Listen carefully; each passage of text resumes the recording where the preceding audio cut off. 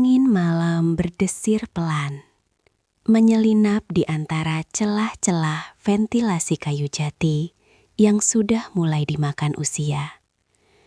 Di dalam rumah besar berarsitektur kolonial yang terletak di pinggiran kota itu, Ningsih duduk terpaku di depan meja riasnya.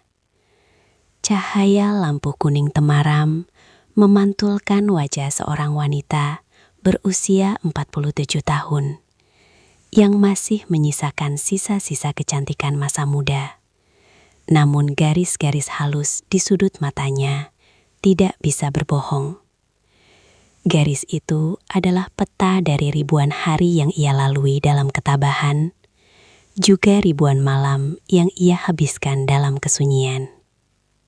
Sudah 5 tahun sejak suaminya, satu-satunya tempatnya bersandar, dipanggil oleh Sang Pencipta. Sejak hari pemakaman itu, rumah ini bukan lagi sebuah tempat berteduh yang hangat, melainkan sebuah kotak besar berisi kenangan yang kadang terasa mencekik. Ningsih adalah sosok yang tangguh. Ia tidak pernah membiarkan tetangga melihatnya menangis. Ia memilih menyibukkan diri di butik jahit kecil yang menyatu dengan bagian depan rumahnya. Di sana, di antara gulungan kain sutra, tumpukan benang warna-warni, dan deru mesin jahit tua, Ningsih mencoba membunuh waktu. Namun pekerjaan hanyalah tameng. Baginya, tantangan terbesar bukanlah melayani pelanggan yang cerewet atau menyelesaikan jahitan kebaya yang rumit, melainkan saat matahari mulai terbenam, ketika butik ditutup dan lampu-lampu jalan mulai menyala. Ningsih harus masuk ke dalam rumah, mengunci pintu, dan berhadapan dengan musuh terbesarnya. Gema suaranya sendiri. Rumah itu terasa terlalu luas. Ruang tamu dengan sofa beludru coklat, ruang makan dengan meja kayu panjang, hingga dapur yang biasanya mengepulkan aroma masakan, kini terasa seperti panggung pertunjukan yang kehilangan penontonnya. Ningsih seringkali sengaja membiarkan televisi di ruang tengah menyala tanpa henti. Bukan untuk ditonton, melainkan hanya agar ada suara manusia yang memecah keheningan. Ia butuh suara itu untuk meyakinkan dirinya bahwa ia belum sepenuhnya hilang dalam kesepian. Anak-anak sudah punya hidup sendiri, Ningsih. Kamu harus kuat, bisiknya pada bayangannya di cermin. Anak sulungnya, seorang perempuan yang sangat ia cintai, kini tinggal di apartemen mewah di pusat kota bersama suaminya. Meskipun jaraknya tidak terlalu jauh, kesibukan dunia modern seringkali hanya menyisakan waktu bagi mereka untuk mampir sebentar di akhir pekan.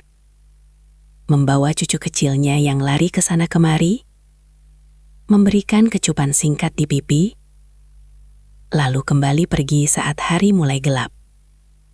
Setelah mereka pergi, rumah itu terasa 10 kali lebih sunyi dari sebelumnya.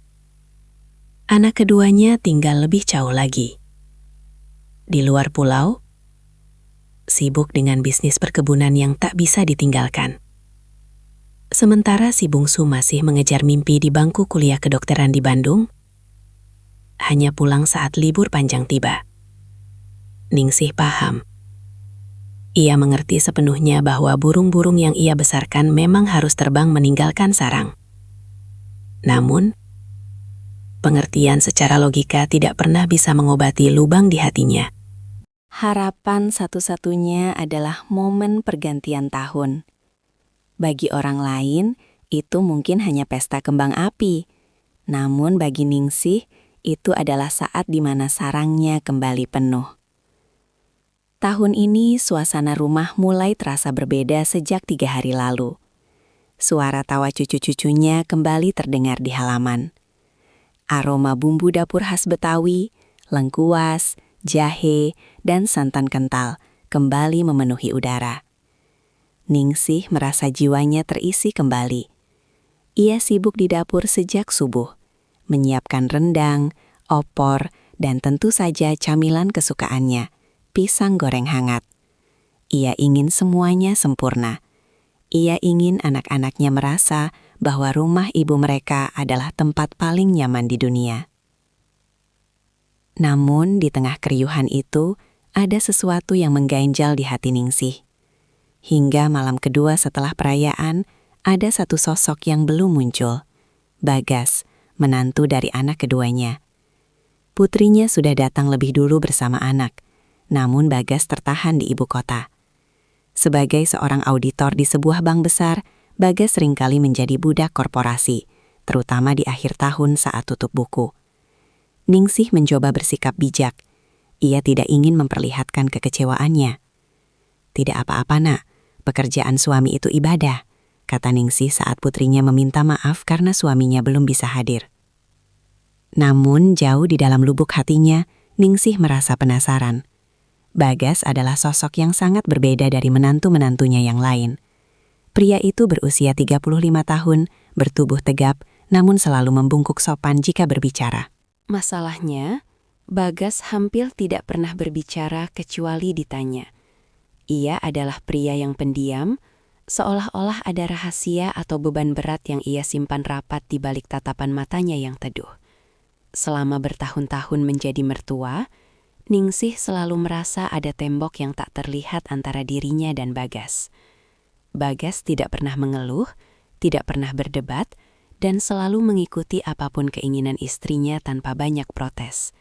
Namun Ningsih, dengan insting seorang wanita yang sudah banyak makan asam garam kehidupan, bisa merasakan bahwa kebisuan Bagas bukanlah tanda bahwa ia kosong, melainkan tanda bahwa ia terlalu penuh. Penuh oleh sesuatu yang tidak tahu bagaimana cara mengeluarkannya. Malam semakin larut. Di luar, suara sisa-sisa kembang api sesekali masih terdengar di kejauhan. Anak-anak Ningsih sudah mulai masuk ke kamar masing-masing setelah seharian bercengkrama. Ningsih sendiri masih duduk di ruang tengah, menatap jam dinding yang jarumnya berdetak seirama dengan detak jantungnya yang gelisah. Rumah ini kembali sunyi secara perlahan, satu persatu lampu kamar dipadamkan. Ningsih menghela napas panjang. Ia bangkit dari duduknya, merapikan toples-toples kue kering yang isinya sudah berkurang setengah. Ia merasa senang melihat rumahnya ramai, namun ia juga tahu bahwa keramaian ini hanya pinjaman. Dalam beberapa hari, mereka semua akan pergi lagi, dan ia akan kembali menjadi janda tua yang menunggu telepon dari anak-anaknya. Tiba-tiba, suara deru mobil terdengar di halaman depan. Lampu sorot mobil menembus kaca jendela ruang tamu, menyapu dinding-dinding kayu jati dengan cahaya putih yang tajam. Ningsih menoleh, jantungnya berdebar sedikit lebih cepat. Itu Bagas. Akhirnya dia sampai. Ningsih bergegas menuju pintu depan, merapikan daster batiknya yang sedikit kusut. Saat pintu dibuka, udara dingin malam langsung menyergap kulitnya. Di sana, di bawah lampu teras yang temaram, Bagas berdiri sambil membawa tas pundak kecil. Wajahnya tampak sangat kuyu, matanya merah karena kekelahan, dan ada garis kekelahan yang sangat dalam di keningnya. "Selamat malam, Bu. Maaf Bagas baru sampai." Suara Bagas terdengar rendah, hampir seperti bisikan yang pecah. Ningsih menatap menantunya itu. Ada dorongan aneh di dalam hatinya untuk memeluk pria itu, bukan sebagai mertua, melainkan sebagai sesama jiwa yang tampak sedang memikul beban dunia di bahunya. Namun, Ningsih hanya tersenyum hangat, senyum seorang ibu mertua yang bijak. "Masuk, Gas. Makan dulu. Ibu punya pisang goreng dan kopi kalau kamu mau," jawab Ningsih. Bagas hanya tersenyum tipis, senyum yang sangat kaku. Ia mengangguk pelan, lalu melangkah masuk ke dalam rumah. Ningsih menutup pintu jati yang berat itu, menguncinya rapat-rapat. Ia tidak tahu bahwa dengan mengunci pintu itu, ia juga baru saja mengunci dirinya sendiri dalam sebuah rangkaian kejadian yang akan mengubah hidupnya selamanya. Di ruang tengah yang remang-remang itu, Gema sunyi yang tadi ia takuti perlahan menghilang, digantikan oleh kehadiran sosok pria yang diam-diam menyimpan badai di dalam dadanya. Dan di malam yang dingin itu, benih dari sebuah rahasia besar mulai tertanam di balik dinding rumah jati milik Ningsih. Malam kelima setelah puncak perayaan Tahun Baru, biasanya membawa suasana melankolis di rumah Ningsih. Keriuhan yang sebelumnya memuncak, kini mulai menyusut, menyisakan tumpukan piring kotor dan sisa-sisa bungkusan kado yang berserakan. Anak sulungnya sudah kembali ke kota sejak kemarin, sementara anak bungsunya asyik dengan dunianya sendiri di dalam kamar, telentang menatap layar ponsel. Rumah besar itu kembali perlahan menuju keheningan alaminya. Sebuah kesunyian yang bagi Ningsih terasa seperti sahabat lama yang tak diinginkan. Di tengah suasana yang mulai mendingin itu, kehadiran Bagas menjadi satu-satunya dinamika yang tersisa. Sejak kedatangannya yang larut malam tempo hari, Bagas seolah-olah melebur menjadi bayangan. Ia bangun pagi-pagi sekali, membantu menyapu halaman tanpa diminta.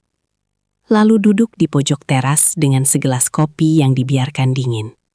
Sementara matanya menatap kosong ke arah kebun mangga di samping rumah. Ningsih sering memperhatikannya dari balik tirai jendela butiknya. Ada sesuatu pada cara Bagas duduk. Bahu yang merosot, punggung yang tegang, yang membuat Ningsih merasa pria itu sedang tidak berada di sana. Tubuhnya di rumah Ningsih, tapi jiwanya seolah terjebak di ruang audit yang penuh angka, atau di tengah kemacetan yang tak berujung. Ningsih merasa iba, sebuah perasaan yang seharusnya wajar bagi seorang mertua. Namun ada bumbu penasaran yang mulai merayap di benaknya.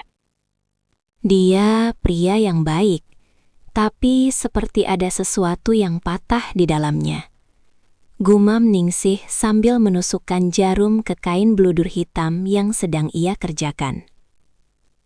Malam itu, jam dinding jati di ruang tengah berdentang 12 kali. Suaranya berat dan berwibawa, menggema ke setiap sudut ruangan yang gelap. Ningsih terbangun dari tidurnya, bukan karena suara jam, tapi karena rasa haus yang mendesak dan gelisah yang tak kunjung padam. Ia bangkit dari tempat tidur, merapikan rambutnya yang sedikit berantakan, dan menyampirkan kain selendang di bahunya untuk menghalau dingin. Saat ia melangkah menuju dapur, ia melihat cahaya remang-remang berasal dari ruang tengah. Televisi menyala tanpa suara, menampilkan gambar-gambar bergerak yang hanya memberikan bias cahaya biru pada dinding. Di sana, di atas sofa coklat tua yang mulai kusam, Bagas duduk terdiam. Ia tidak sedang menonton, ia hanya menatap layar kosong itu dengan pandangan yang paling hampa yang pernah Ningsih lihat seumur hidupnya. Ningsih terhenti sejenak di ambang pintu dapur. Ia ragu untuk menyapa, takut merusak keheningan yang tampaknya sedang dinikmati, atau mungkin justru sedang menyiksa menantunya itu. Namun, perutnya terasa lapar, dan ia ingat masih ada beberapa sisir pisang kepok di atas meja makan. Bagas, belum tidur? Suara Ningsih memecah kesunyian, lembut namun cukup mengejutkan di tengah malam yang mati. Bagas tersentak kecil. Ia menoleh dengan gerakan kaku, seolah-olah lehernya sudah lama tidak digerakkan. Begitu melihat Ningsih, ia segera memperbaiki posisi duduknya dan mencoba memaksakan sebuah senyuman. Senyuman yang terlihat sangat melelahkan. Ibu, belum Bu. Mata saya belum mau diajak kompromi, jawab Bagas dengan suara serak. Ningsih berjalan mendekat. Ibu juga sama, haus sekalian mau goreng pisang. Kamu mau? Dari tadi sore belum makan banyak kan? Ibu lihat piringmu tadi masih sisa. Bagas tampak ragu sejenak. Namun aroma pisang kepok yang sudah ranum di atas meja seolah menjadi undangan yang sulit ditolak. Boleh Bu, biar saya bantu. Gak usah, kamu duduk saja di situ. Biar ibu yang kerjakan. Sudah biasa ibu mah, jam segini masih melek. Tolak Ningsih halus. Ningsih melangkah ke dapur, menyalakan kompor gas yang memercikan api biru di kegelapan. Ia mulai mengupas pisang, membelahnya menjadi 2, lalu mencelupkannya ke dalam adonan tepung terigu yang sudah ia campur dengan sedikit garam dan vanili. Suara desisan minyak panas saat pisang dimasukkan ke dalam wajan menjadi satu-satunya melodi di dapur itu. Bau harum pisang goreng yang manis segera memenuhi ruangan, mengalahkan bau apek debu di sudut-sudut rumah tua. Beberapa menit kemudian, Ningsih keluar membawa sepiring besar pisang goreng yang masih mengepulkan uap panas, dan 2 gelas teh tawar hangat. Ia meletakkan nampan itu di meja rendah di depan Bagas, lalu duduk di kursi rotan di samping sofa. Ayo dimakan, mumpung masih hangat. Kalau sudah dingin, tepungnya keras, ajak Ningsih. Bagas mengambil 1 potong, meniupnya pelan, lalu menggigitnya. Enak Bu, pas manisnya. Mereka makan dalam diam selama beberapa saat. Hanya terdengar bunyi renyah dari tepung yang digigit dan detak jam dinding yang seolah semakin nyaring karena tidak ada suara lain. Ningsih memperhatikan Bagas dari sudut matanya. Di bawah cahaya televisi yang redup, Bagas terlihat lebih muda, namun juga lebih rapuh. Ada garis-garis kehitaman di bawah matanya, tanda dari malam-malam panjang yang dilewati tanpa istirahat yang cukup. Kerjaan di kantor berat sekali ya, Gas. Ningsih membuka percakapan dengan hati-hati. Ia tahu pria pendiam seperti Bagas butuh pancingan yang lembut untuk bisa bicara.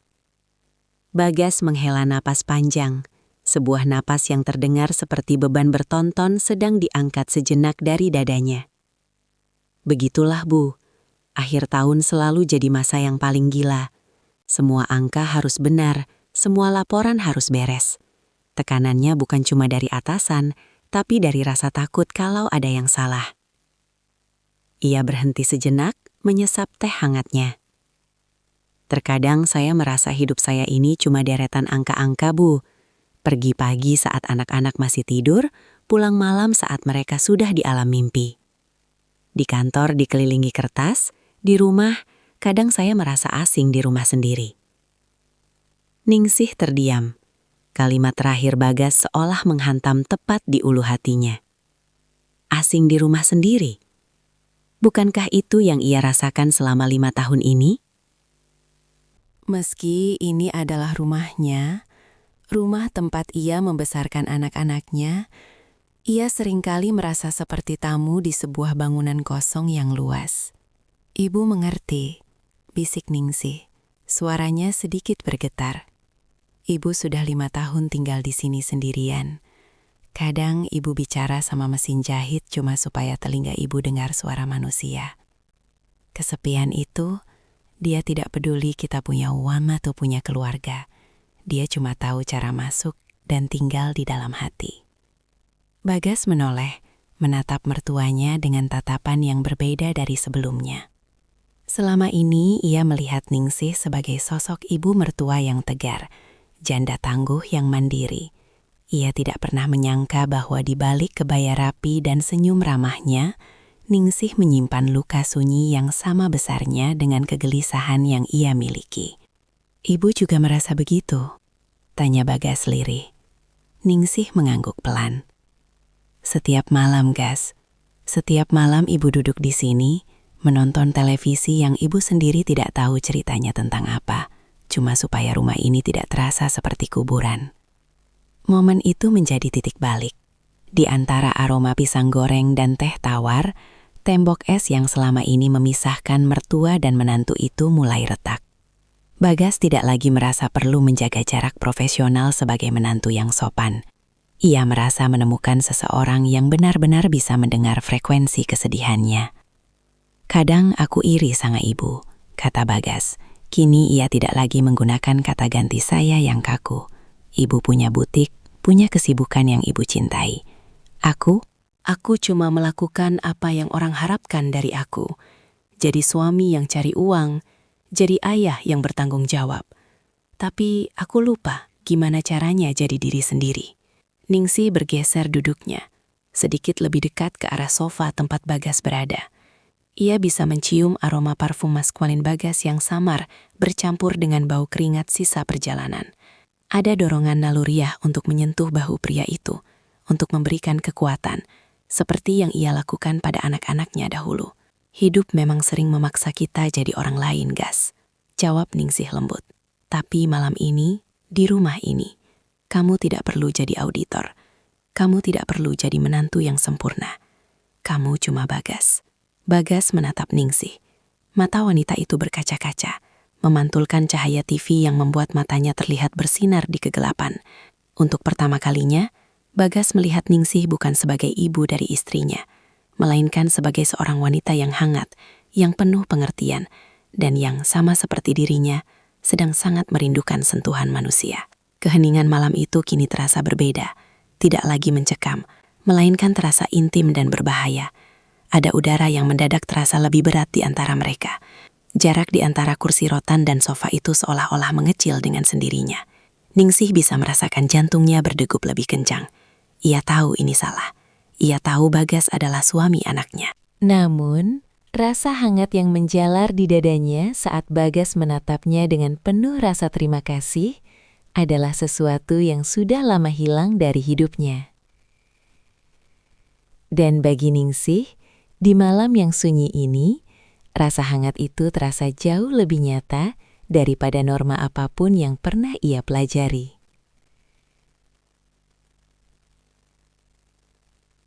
Malam kelima itu baru saja dimulai, dan di ruang tengah yang remang-remang, rahasia besar itu mulai mengulurkan akarnya.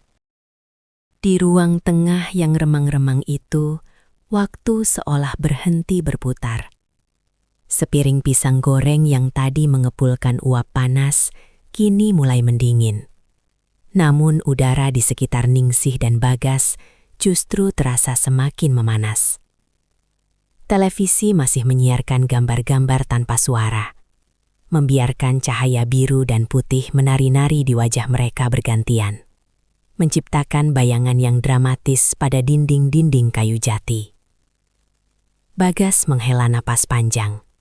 Sebuah suara yang terdengar begitu berat di tengah keheningan malam yang mati. Ia menatap gelas teh tawarnya yang tinggal separuh, seolah mencari jawaban atas kegelisahan hidupnya di dalam genangan air coklat itu. Ibu tahu tidak, suara Bagas memecah kesunyian, lebih rendah dan lebih parau dari sebelumnya. Di kantor, semua orang menganggap saya mesin. Di rumah, istri saya menganggap saya bank berjalan. Kadang saya ingin sekali berteriak, bertanya pada diri sendiri, lalu Bagas itu siapa? Di mana Bagas yang dulu suka menggambar, yang dulu suka duduk diam di pinggir sungai hanya untuk melihat air mengalir? Ningsih mendengarkan dengan seluruh jiwanya. Ia tidak memotong. Sebagai seorang wanita yang telah menghabiskan puluhan tahun mendengarkan deru mesin jahit, ia tahu betul perbedaan antara suara yang hanya sekadar bicara dan suara yang berasal dari lubuk hati yang terluka. Dunia ini memang kejam, Gas, sahut Ningsih lirih. Ia memberanikan diri untuk menggeser posisi duduknya dari kursi rotan ke tepi sofa, sedikit lebih dekat dengan Bagas. Dunia menuntut kita menjadi pilar, tapi mereka lupa. Pilar pun bisa retak jika terus-menerus memikul beban yang bukan miliknya. Ibu pun begitu. 5 tahun ini, ibu dianggap janda tangguh. Orang-orang memuji betapa kuatnya ibu mengelola butik sendirian. Tapi tidak ada yang tahu, setiap kali ibu mengunci pintu butik, ibu merasa seperti masuk ke dalam penjara yang ibu buat sendiri. Bagas menoleh. Jarak mereka kini hanya terpaut sekian puluh sentimeter. Dalam keremengan, mata Bagas yang biasanya tampak kaku kini terlihat basah. "Ibu tidak sendirian," bisik Bagas. "Malam ini setidaknya ibu tidak sendirian." Kata-kata itu, sesederhana apapun, terasa seperti siraman air dingin di tengah padang pasir bagi Ningsih. Selama bertahun-tahun, ia telah merindukan seseorang yang mengakui keberadaannya bukan hanya sebagai ibu atau mertua, tapi sebagai manusia, sebagai seorang wanita. Ningsih tersenyum getir. Ibu seringkali merasa iri pada kain-kain di butik itu, Gas. Mereka bisa dipotong, dijahit, digabungkan menjadi sesuatu yang baru dan indah. Sementara hidup ibu terasa seperti kain sisa yang sudah tidak punya pola lagi. Hanya potongan-potongan kecil yang menunggu waktu untuk dibuang. Bagas tiba-tiba meletakkan gelasnya di meja dengan sedikit hentakan. Ia memutar tubuhnya menghadap Ningsih sepenuhnya. "Jangan bicara begitu, Bu. Ibu adalah satu-satunya orang di rumah ini yang membuat aku merasa benar-benar pulang. Istriku." Dia baik, tapi dia terlalu sibuk dengan dunianya, dengan standar hidupnya, dengan anak-anak. Hanya ibu yang bertanya bagaimana kabarku. Hanya ibu yang menyiapkan makanan kesukaanku tanpa aku minta. Tangan Bagas yang besar dan kasar karena kerja keras bergerak ragu-ragu di atas sofa, lalu tanpa sadar menyentuh jemari Ningsih yang sedang meremas kain selendangnya. Sentuhan itu hanya sesaat, namun efeknya seperti sengatan listrik yang menjalar ke seluruh saraf Ningsih. Jantungnya berdebar kencang, sebuah sensasi yang ia pikir sudah mati terkubur bersama suaminya. Ningsih tidak menarik tangannya. Itu adalah kesalahan pertamanya. "Bagas, kita tidak seharusnya," bisik Ningsih, namun kalimatnya menggantung di udara. Ia tidak punya kekuatan untuk menyelesaikan peringatan itu, karena bagian lain dari dirinya, bagian yang kesepian dan rapuh, justru menginginkan sentuhan itu lebih dari apapun. "Aku tahu, Bu. Aku tahu ini salah," jawab Bagas. Suaranya kini terdengar seperti rintihan. "Tapi malam ini saja, biarkan aku merasa tidak sendirian. Biarkan aku merasa ada seseorang yang benar-benar melihatku." Bagas menggenggam tangan Ningsih sepenuhnya. Tangan Ningsih terasa dingin. Namun bagi Bagas, itu adalah pelabuhan paling hangat yang pernah ia temukan dalam waktu lama. Ningsih menatap wajah menantunya itu. Di bawah cahaya TV yang redup, wajah Bagas terlihat penuh duka yang sangat dalam. Ningsih merasakan dorongan keibuan bercampur dengan sesuatu yang jauh lebih gelap dan mendalam. Ia mengangkat tangannya yang lain, lalu dengan lembut mengusap pipi Bagas. Kulit pria itu terasa kasar karena kumis tipis yang belum sempat dicukur. Sebuah tekstur yang mengingatkan Ningsih pada mendiang suaminya. Namun pada saat yang sama, terasa sangat baru dan asing. "Kamu anak yang baik, Gas," kata Ningsih. Meski ia tahu kata anak kini sudah tidak tepat lagi digunakan. Bagas memejamkan matanya, menikmati belayan tangan Ningsih yang halus karena sering menyentuh sutra. Ia merasakan kedamaian yang aneh. Seolah-olah semua laporan kantor, semua tuntutan istri, dan semua kebisingan dunia mendadak lenyap. Yang tersisa hanya mereka berdua. Dua jiwa yang tersesat di tengah malam yang sunyi. Di sebuah rumah tua yang penuh dengan gema masa lalu. "Ibu," Bagas berbisik. Lalu perlahan ia mendekatkan wajahnya. Ningsih bisa merasakan nafas Bagas yang hangat menerpa wajahnya. Aroma kopi dan rokok samar dari pria itu terasa begitu memabukkan di tengah udara malam yang dingin. Ningsih tahu ia harus berdiri, berlari ke kamarnya, dan mengunci pintu. Ia harus memikirkan putrinya. Ia harus memikirkan cucu-cucunya. Ia harus memikirkan martabatnya sebagai seorang janda terhormat. Namun, saat Bagas menyandarkan dahinya ke dahi Ningsih, semua nalar itu seolah-olah tersapu oleh gelombang kesepian yang selama ini ia bendung. Kesunyian malam kelima itu seolah-olah memberikan izin bagi mereka untuk menjadi egois. Di rumah yang gelap ini, di mana semua orang terlelap, mereka merasa seolah dunia telah melupakan mereka. Dan karena itu, mereka bebas untuk melupakan dunia. Hanya malam ini, bisik sebuah suara di dalam kepala Ningsih yang ia tahu adalah suara iblis. Namun terdengar seperti malaikat penyelamat bagi hatinya yang hampa. Bagas tidak lagi menahan diri. Ia merengkuh bahu Ningsih, menarik wanita itu ke dalam pelukan yang erat. Sebuah pelukan yang penuh dengan keputusasaan dan rasa lapar akan kasih sayang.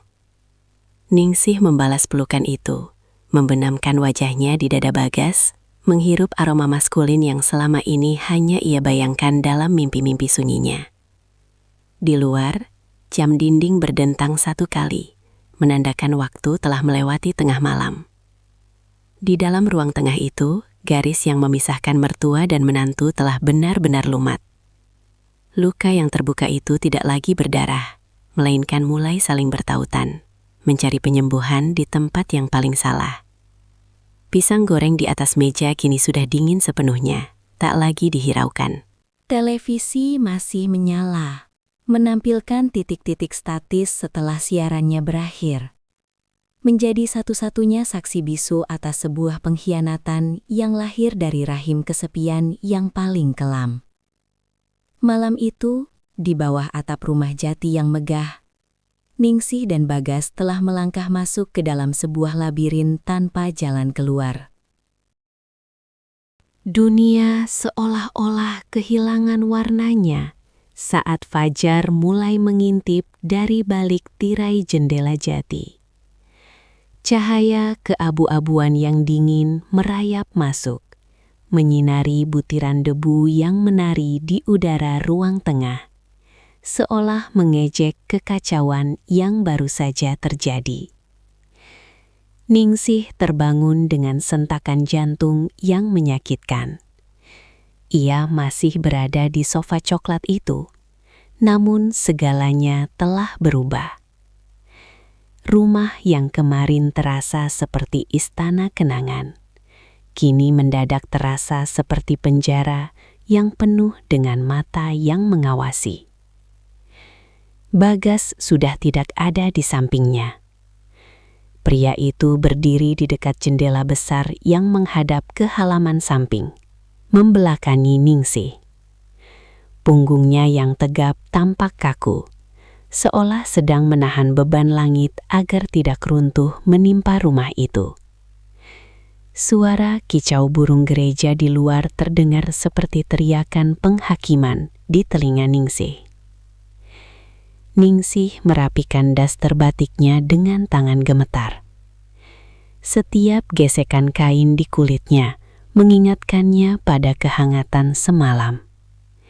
Sebuah kehangatan yang kini berubah menjadi api yang membakar harga dirinya. Ia berdiri dengan kaki yang terasa lemas, seolah seluruh tulangnya telah berubah menjadi bubur. Gas, suara Ningsih nyaris tidak keluar.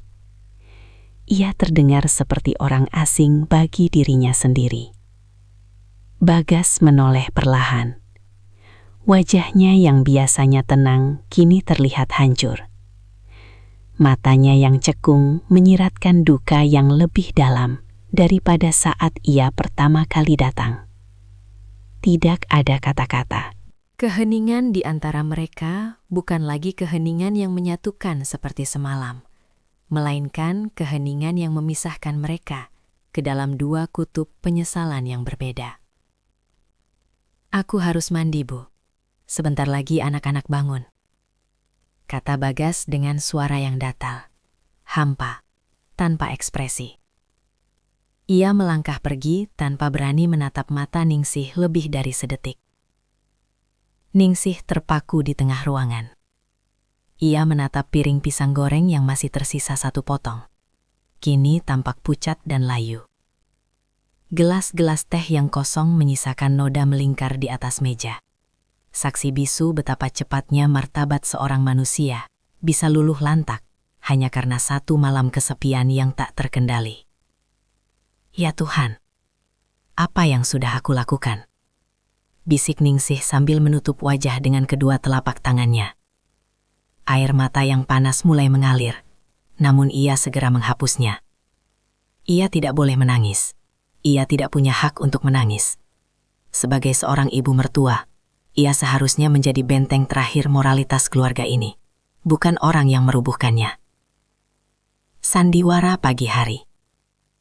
1 jam kemudian, rumah itu mulai hidup. Suara pintu kamar yang dibuka, gemericik air dari kamar mandi, dan celoteh cucu-cucunya mulai memenuhi udara. Ningsih berada di dapur, bergerak seperti robot.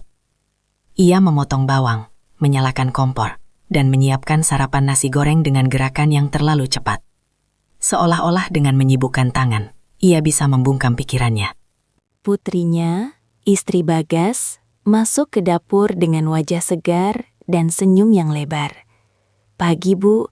Wah, baunya enak sekali. Ibu kok rajin banget sih? Padahal semalam kayaknya ibu tidur larut ya." Jantung Ningsih seakan berhenti berdetak sesaat. Ia membelakangi putrinya, pura-pura sibuk mengaduk nasi di penggorengan. "Iya, Nak. Ibu cuma mau memastikan kalian sarapan enak sebelum nanti bersiap-siap pulang." "Bagas mana, Bu? Tadi aku bangun dia sudah tidak ada di kamar," tanya putrinya sambil mengambil gelas untuk membuat kopi. Tadi ibu lihat dia di depan, mungkin cari udara segar," jawab Ningsih. Suaranya terdengar kaku di telinganya sendiri, namun putrinya tampaknya tidak menyadari ada nada yang salah. Tak lama kemudian, Bagas masuk ke ruang makan. Ia sudah berpakaian rapi, rambutnya basah, disisir ke belakang, tampak seperti menantu teladan yang selalu dibanggakan keluarga. Ia duduk di meja makan, mengambil piring, dan mulai menyendok nasi goreng tanpa banyak bicara. Ningsih meletakkan piring tambahan di tengah meja. Saat tangannya bergerak, ia secara tidak sengaja bersentuhan dengan lengan Bagas. Hanya sepersekian detik, namun sensasinya seperti ledakan. Ningsih segera menarik tangannya kembali, wajahnya memanas. Ia melirik Bagas, namun pria itu tetap menunduk, fokus pada makanannya seolah-olah nasi goreng itu adalah hal paling penting di dunia. "Pak, kok diam saja? Kurang tidur ya?" tanya sang istri sambil mengusap pundak Bagas dengan mesra. Bagas tersedak sedikit, lalu mengangguk. "Iya, agak pusing sedikit. Mungkin karena perjalanan kemarin."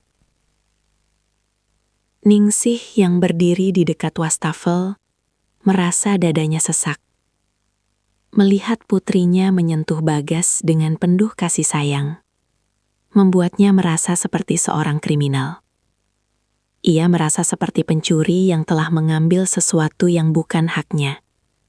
Dan kini ia harus berdiri di sana, menonton pemilik aslinya menikmati apa yang tersisa.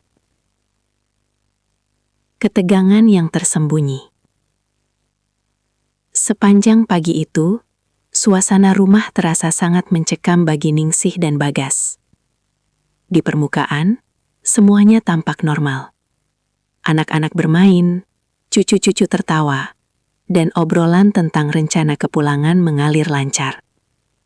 Namun, di bawah permukaan itu, ada arus bawah yang sangat kuat.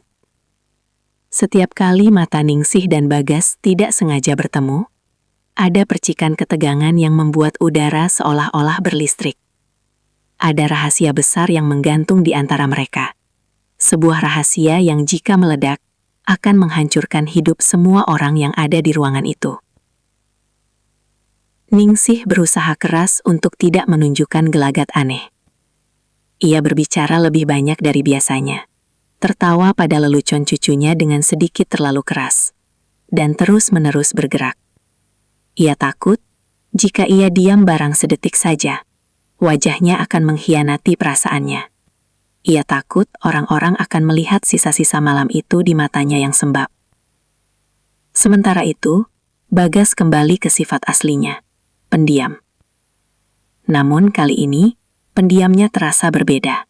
Ia bukan lagi pendiam karena lelah atau tertutup, melainkan pendiam karena takut. Ia menghindari kontak mata dengan Ningsih sebisa mungkin. Namun, justru itulah yang membuat suasana semakin aneh bagi Ningsih. Penolakan Bagas untuk menatapnya justru menegaskan bahwa apa yang terjadi semalam adalah nyata, bukan sekedar mimpi buruk yang bisa dihapus. Menjelang siang, saat anak-anak sedang berkemas di kamar, Ningsih pergi ke teras samping untuk mengambil jemuran kain serbet. Di sana, ia menemukan Bagas sedang berdiri sendirian, merokok dengan terburu-buru. "Gas," panggil Ningsih lirih. Bagas menoleh, matanya terlihat liar sesaat sebelum kembali layu. "Bu, kita tidak bisa melakukan ini. Ini salah. Ini gila. Ibu tahu, Gas. Ibu tahu," jawab Ningsih dengan suara yang hampir pecah. "Kita harus melupakan semuanya. Anggap saja semalam tidak pernah terjadi. Demi mereka, Gas. Demi anak-anak." Bagas membuang puntung rokoknya dan menginjaknya dengan keras. "Bagaimana caranya melupakan sesuatu yang terasa begitu nyata, Bu? Setiap kali aku melihat istriku, aku merasa seperti iblis. Kamu harus bisa, Gas. Kamu harus kuat." Ningsih mendekat satu langkah, namun segera berhenti. Ia menyadari bahwa jarak di antara mereka kini bukan lagi sekedar jarak fisik, melainkan jurang moral yang sangat dalam. "Ibu akan menyimpan ini sampai mati. Kamu juga harus begitu. Jangan pernah katakan pada siapapun. Selamanya." Bagas hanya menatap Ningsih dengan pandangan yang penuh penderitaan. Ia ingin berkata sesuatu, mungkin sebuah permintaan maaf, atau mungkin sebuah pengakuan bahwa ia tidak menyesal sepenuhnya. Namun, suara putrinya yang memanggil dari dalam rumah memutus momen itu. "Pah, tolong bantu angkat kopar." Bagas menarik napas panjang, merapikan bajunya, dan kembali memakai topeng menantu sempurna. Ia berjalan melewati Ningsih tanpa menoleh lagi. Ningsih berdiri mematung di teras, memeluk serbet-serbet bersih di dadanya, merasakan air mata yang akhirnya jatuh membasahi kain itu. Ia menyadari bahwa mulai hari ini, kesepian yang ia rasakan akan memiliki rasa yang baru. Bukan lagi kesepian karena ditinggalkan, melainkan kesepian karena menyimpan rahasia yang paling kelam. Ia telah menyelamatkan keluarganya dari kehancuran dengan kesepakatan diam ini. Namun ia telah menghancurkan jiwanya sendiri dalam prosesnya. Ambang jurang itu masih ada di sana, menganga lebar. Dan Ningsih tahu, meskipun ia tidak jatuh ke dalamnya, ia akan selamanya berdiri di tepiannya, menatap kegelapan yang ia buat sendiri.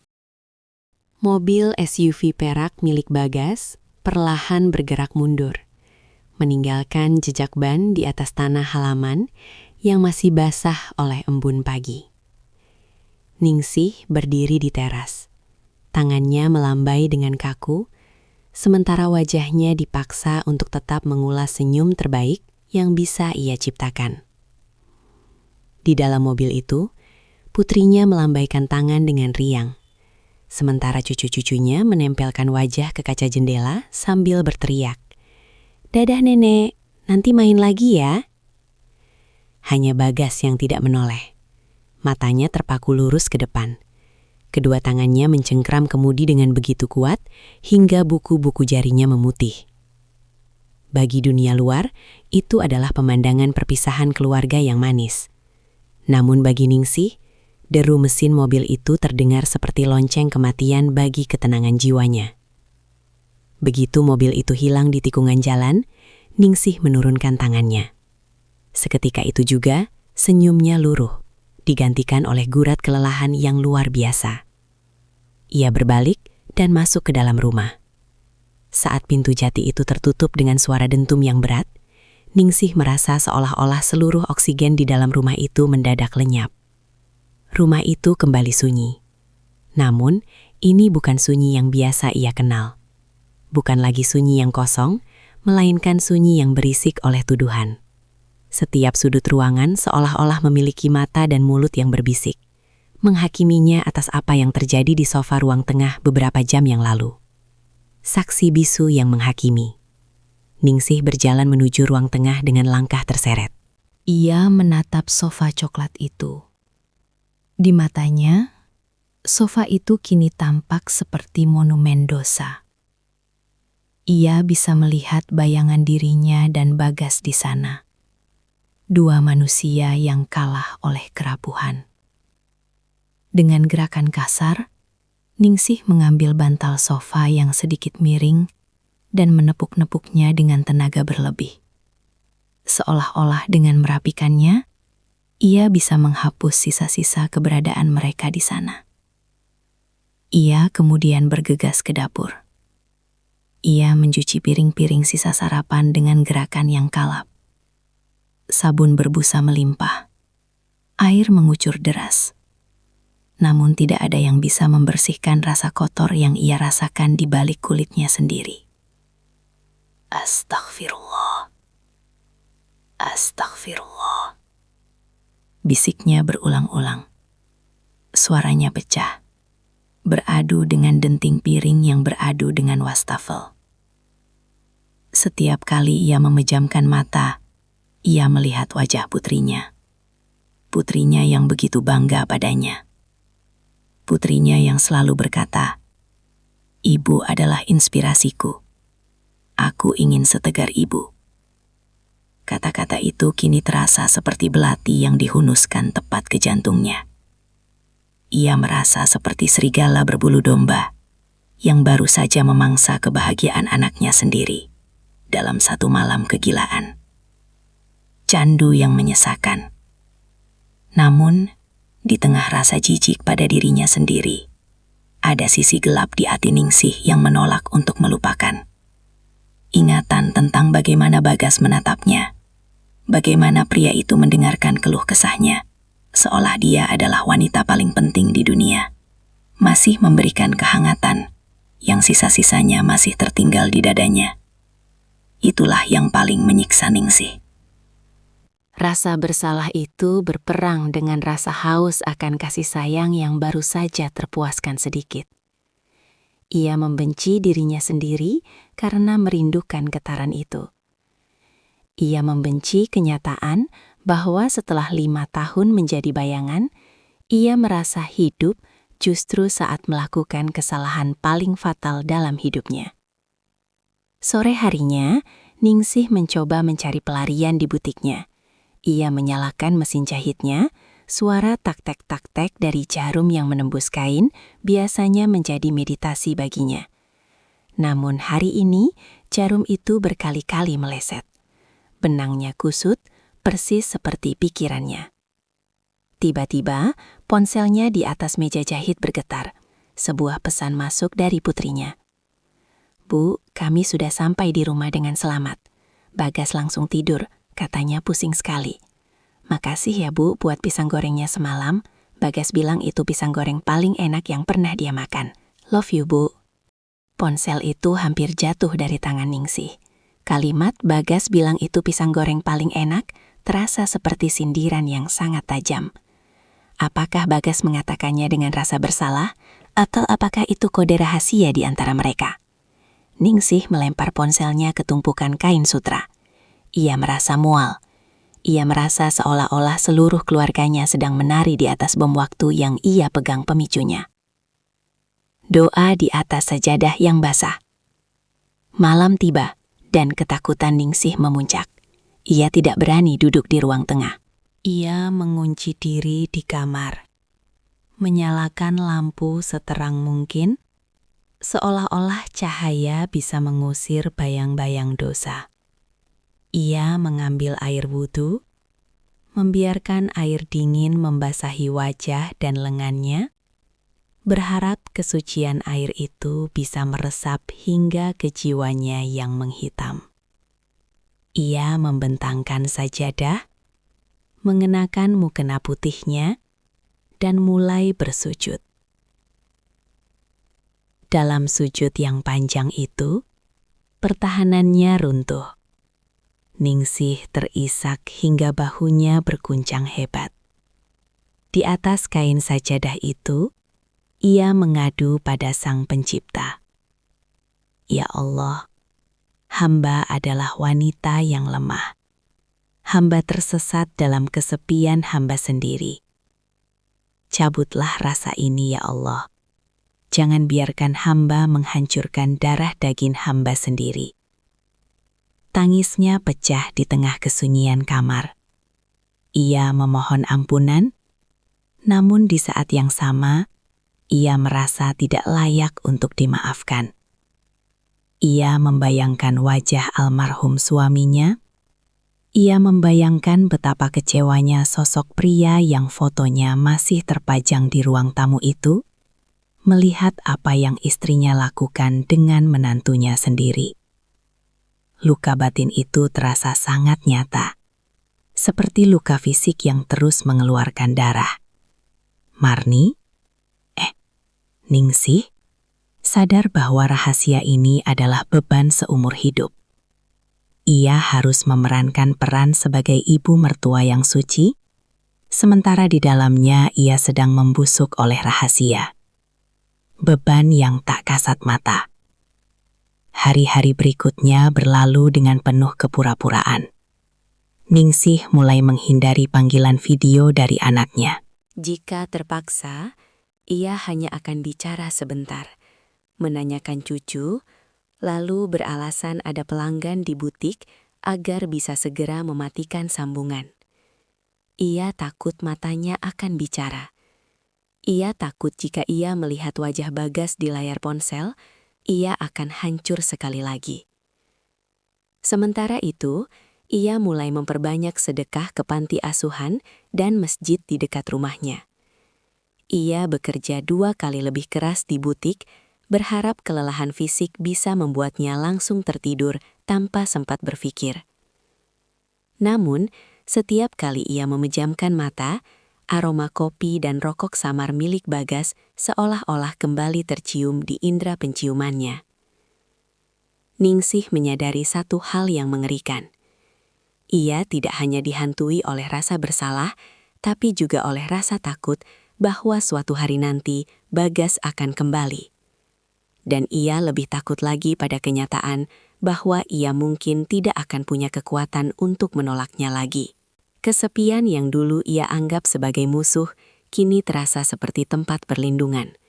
Karena dalam kesepian, tidak ada orang yang tersakiti oleh rahasianya.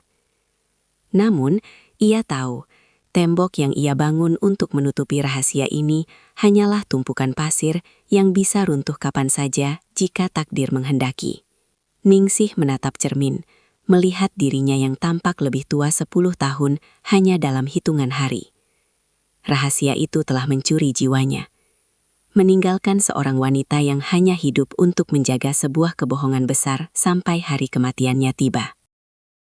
Bulan-bulan berganti, dan musim hujan mulai membasahi tanah Betawi, membawa hawa dingin yang menusuk hingga ke tulang. Di rumah besar itu, Ningsih menjalani hidupnya seperti sebuah jam mekanik yang terus berdetak tanpa nyawa. Butik jahitnya kini lebih produktif dari sebelumnya, bukan karena ia ambisius, melainkan karena hanya di balik deru mesin jahitlah ia bisa menenggelamkan suara-suara di kepalanya. Setiap helai kain yang ia jahit seolah-olah adalah usaha untuk menambal lubang besar di jiwanya. Namun, ia tahu beberapa luka tidak bisa ditutup dengan benang sekuat apapun. Rahasia malam tahun baru itu tidak pernah terucap lagi. Antara Ningsih dan Bagas tercipta sebuah kesepakatan diam yang lebih kokoh daripada tembok beton. Mereka adalah dua orang yang saling berbagi kematian di dalam diri mereka masing-masing. Pertemuan yang menyakitkan. Ujian terberat datang saat Idul Fitri tiba, beberapa bulan setelah kejadian itu. Rumah Ningsih kembali penuh. Anak-anaknya pulang, termasuk putri keduanya bersama Bagas dan cucu-cucu mereka. Ningsih harus mengenakan topeng paling sempurna yang pernah ia buat. Ia memasak ketupat, menyiapkan rendang, dan tersenyum menyalami tetangga, seolah-olah ia adalah janda paling suci di lingkungan itu. Saat Bagas melangkah masuk ke rumah, suasana mendadak terasa hampa bagi Ningsih. Pria itu tampak lebih kurus, rambutnya sedikit memutih di bagian samping, dan matanya kini memiliki kedalaman duka yang permanen. Pertemuan yang menyakitkan. Ketika tiba giliran Bagas untuk sungkem, mencium tangan Ningsih sebagai mertuanya, seluruh tubuh Ningsih menegang. Tangan mereka bersentuhan, singkat, namun rasanya seperti aliran listrik yang membakar. Bagas menundukkan kepala sangat dalam. Suaranya bergetar saat mengucapkan kalimat formal. Mohon maaf lahir dan batin, Bu. Maafkan semua kesalahan Bagas. Ningsih menatap ubun-ubun menantunya itu. Air matanya hampir jatuh, bukan karena haru kemenangan Idul Fitri, melainkan karena ironi yang begitu pahit. Iya, Gas. Ibu juga minta maaf. Semua sudah Ibu maafkan. Semoga kita semua bisa menjadi orang yang lebih baik. Jawab Ningsih dengan suara yang hampir tercekat di tenggorokan. Di ruang tamu, di depan anak dan cucunya, mereka adalah mertua dan menantu yang saling menghormati. Namun di dalam batin, mereka adalah dua orang asing yang terikat oleh rantai dosa yang tak terlihat. Bagas tidak pernah lagi berlama-lama di dapur atau ruang tengah. Ia lebih banyak menghabiskan waktu bermain dengan anak-anaknya atau berpura-pura tidur lebih awal. Mereka saling menghindari, bukan karena benci, tapi karena melihat wajah satu sama lain adalah cara tercepat untuk memanggil kembali rasa bersalah yang menyesakkan dada. Penebusan yang sunyi. Tahun-tahun berlalu dengan cepat. Anak bungsu Ningsih lulus kuliah, putri sulungnya pindah ke luar negeri, dan Ningsih semakin menua. Rambutnya kini memutih sepenuhnya. Butiknya sudah ia tutup karena matanya tak lagi kuat melihat lubang jarum. Namun rumah itu tetap ia tinggali sendirian. Bagas, di sisi lain, berubah menjadi suami yang luar biasa perhatian. Ia seolah-olah mendedikasikan sisa hidupnya untuk menebus satu malam kesalahan itu. Ia tidak pernah lagi mengeluh pada istrinya. Ia menjadi ayah yang sangat hadir untuk anak-anaknya. Orang-orang melihat keluarga mereka sebagai teladan keluarga harmonis. Namun, setiap kali Bagas duduk sendirian di kantornya yang mewah, ia seringkali termenung menatap ke arah jendela, teringat pada aroma pisang goreng dan kehangatan yang pernah ia temukan di rumah mertuanya. Ningsih pun mencari jalannya sendiri. Ia menjadi lebih religius. Ia menghabiskan waktunya di masjid, membantu mengajar mengaji anak-anak yatim, dan menyedekahkan hampir seluruh harta peninggalan suaminya. Ia berharap Tuhan melihat usahanya untuk membersihkan noda yang tak terlihat itu. Namun setiap kali ia bersujud, bayangan malam itu tetap muncul, bukan sebagai kenangan manis, melainkan sebagai pengingat akan kerapuhan manusia. Senja yang tak terelakkan. Suatu sore di usianya yang ke-65, Ningsih duduk di kursi rotan di teras samping, tempat ia dan Bagas pernah berbicara. Ia menatap matahari yang perlahan tenggelam, mewarnai langit dengan semburat jingga dan ungu yang megah.